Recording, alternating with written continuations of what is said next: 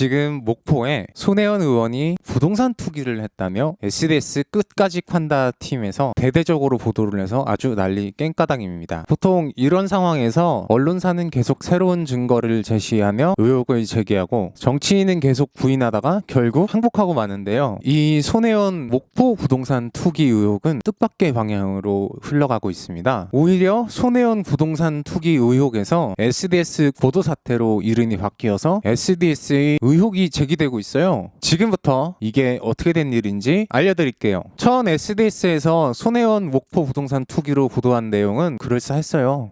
약간 그럴 것 같은데? 뭐 이런 느낌 들었어. 손혜원 의원이 목포에 집을 여러 채 구입했는데 지금 그 가격이 몇 개나 뛰어서 부동산 투기로 의심된다. 심지어 손혜원 의원이 직접 구매한 것도 아니고 조카와 보좌관의 딸 명의를 이용해서 차명으로 구입한 것이다. 손혜원 의원이 적극적으로 목포 지역의 문화재 지정에 힘을 써서 본인의 부동산 가격이 오르게 직권을 남용했다. 왁구가 좋잖아요. 현직 여당 의원이고 영부인 절친에 다가 최순실 청문회 스타였는데 알고 보니까 부동산 투기꾼이었다. 그런데 SDS가 한 가지 계산 못한 게 있었어요. 세월호 허위 보도 사건 이후로 사람들이 공중파도 믿지 않는다는 거예요. 아니 애초에 무슨 부동산 투기를 목포에서 해요. 거기까지 가서 초딩도 알아요. 부동산 투기는 강남인 거. 게다가 조카랑 보좌관 딸 명의까지 써가면서 차명으로 샀다고 보도했는데 알고 보니까 목포에 보좌관 딸이랑 조카랑 실제로 살고 있어요. 산지가 오래됐어. 심지어 차명도 아니에요. 다 본인 명의로 살고 있어요. 그리고 손혜원 의원이 구입한 부동산 지역을 문화재로 지정하게 하려고 했다는데 그건 또 박지원 의원이 한 거래요. 부동산이 문화재로 지정되면 자기 소유 건물이어도 맘대로 뭘 할 수가 없어서 오히려 값이 떨어져요. 그 목포 지역이 땅값이 오른 건 워낙에 그 지역이 버려진 폐가가 모여있는 곳이었는데 사람이 와서 살기 시작하니까 그런 거예요. SDS 끝까지 판다 팀이